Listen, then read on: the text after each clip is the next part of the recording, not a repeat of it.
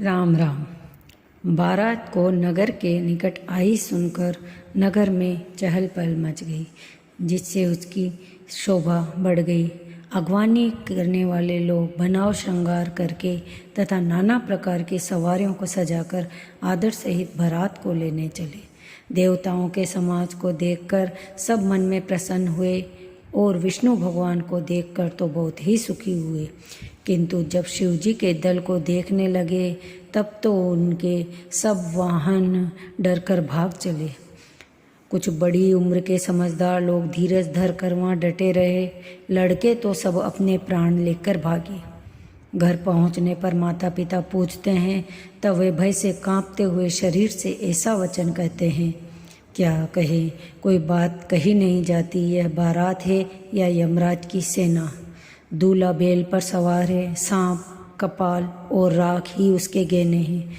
दूल्हे के शरीर पर राख लगी है, सांप और कपाल के गहने हैं। वह नंगा, जटाधारी और भयंकर है। उसके साथ भयानक मुख वाले भूत, प्रेत, पिशाच, योगिनियाँ और राक्षस हैं। जो बारात देखकर जीता बचेगा, सचमुच उसके बड़े ही पुण्य हैं और वही पार्वती का विवाह देखेगा। लड़कों ने घर घर यही बात कही।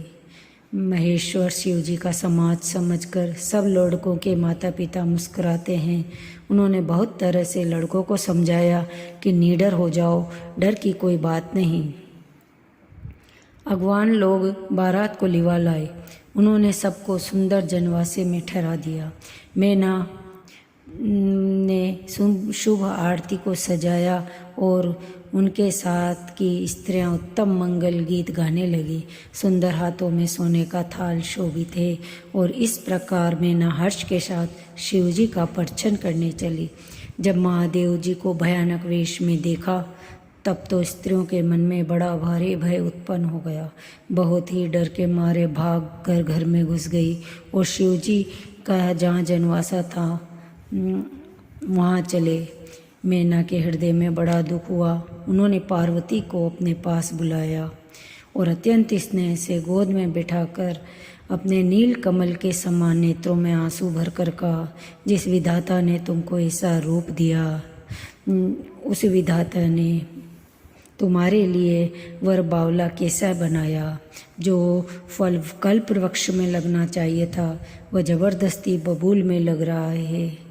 मैं तुम्हें लेकर पहाड़ से गिर पड़ूंगी, आग में जल जाऊंगी या समुद्र में कूद पड़ूंगी, चाहे घर उजड़ जाए और संसार भर में अपकीर्ति फैल जाए, पर जीते जी मैं इस बावले वर से तुम्हारा विवाह न करूंगी।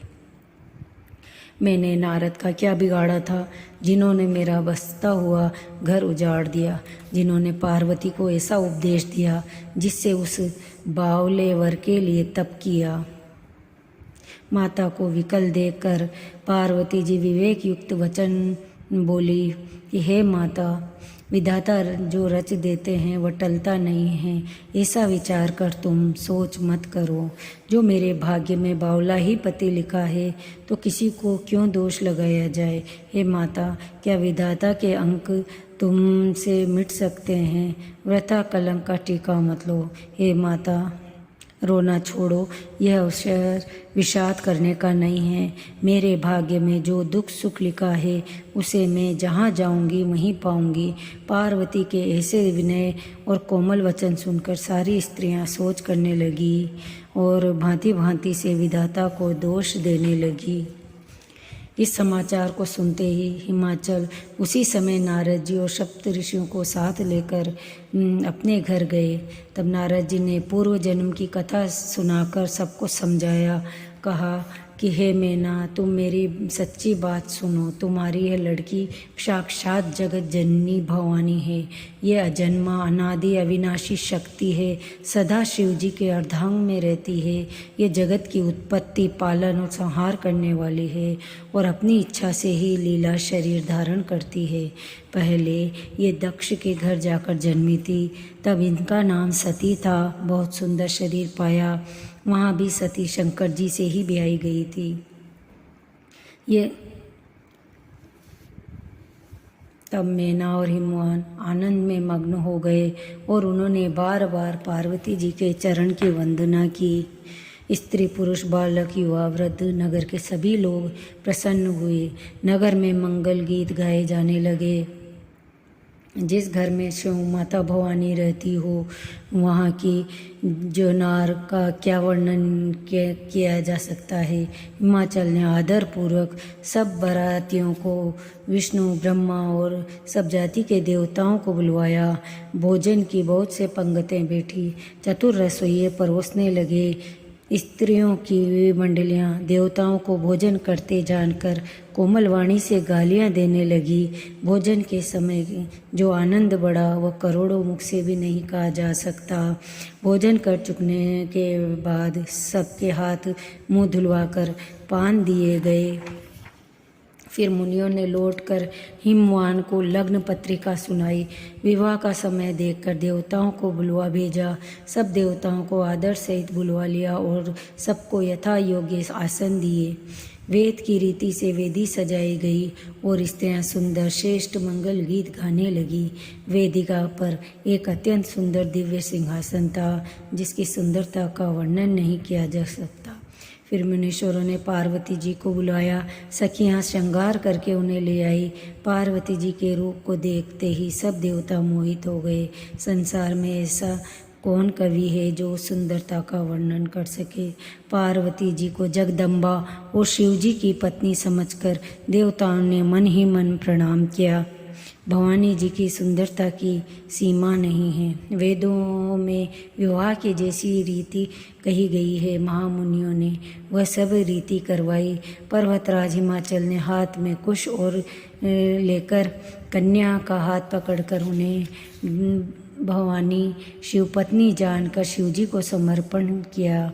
जब महेश्वर ने पार्वती का पाणी ग्रहण किया तब इंद्रादि सब देवता हृदय में बड़े हर्षित हुए। श्रेष्ठ मुनि गण वेद मंत्रों का उच्चार करने लगे और देवगण शिवजी की जय जयकार करने लगे। अनेकों प्रकार के बाजे बजने लगे। आकाश से नाना प्रकार के फूलों की वर्षा हुई। शिव पार्वती का विवाह हो गया। सारे ब्रह्मांड में आनंद भर गया।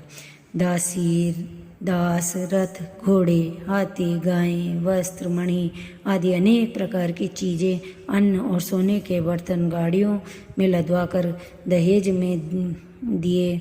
बहुत प्रकार का दहेज देकर फिर हाथ जोड़कर हिमाचल ने कहा, हे शंकर, आप पूर्ण काम हैं, मैं आपको और क्या दे सकता हूँ। इतना कहकर शिवजी के चरण कमल पकड़कर रह गए। तब कृपा के सागर शिवजी ने अपने ससुर को सभी प्रकार से समाधान किया। फिर प्रेम से परिपूर्ण हृदय से मैना जी ने शिवजी के चरण पकड़े और कहा कि हे नाथ, यह उमा मुझे मेरे प्राणों के समान प्यारी है। आप इसे अपनी घर की टहलनी बनाइएगा और इसके सब अपराधों को क्षमा करते रहेगा। अब प्रसन्न होकर मुझे यही वर दीजिए। शिवजी ने बहुत तरह से अपनी सास को समझाया। तब वे शिवजी के चरणों में सिर नवाकर घर गई। फिर माता ने पार्वती को बुलाया और गोद में बैठाकर सुंदर सीख दी। हे पार्वती, तू सदा शिवजी के चरणों की पूजा करना। नारियों का यही धर्म है, उनके लिए पति ही देवता है। कहते कहते उनकी आंखों से आंसू भर आए। शिव पार्वती विविध प्रकार के भोग विलास करते हुए अपने गणों सहित कैलाश पर रहने लगे। वे नित्य नए विहार करते। इस प्रकार बहुत समय बीत गया। तब 6 मुख वाले पुत्र स्वामी कार्तिकेय का जन्म हुआ, जिन्होंने बड़े होने पर युद्ध में तारकासुर को मारा। शिव पार्वती के विवाह की इस कथा को जो स्त्री पुरुष कहेंगे और गाएंगे वे कल्याण के कार्यों और विवादी मंगलों में सदा सुख पाएंगे।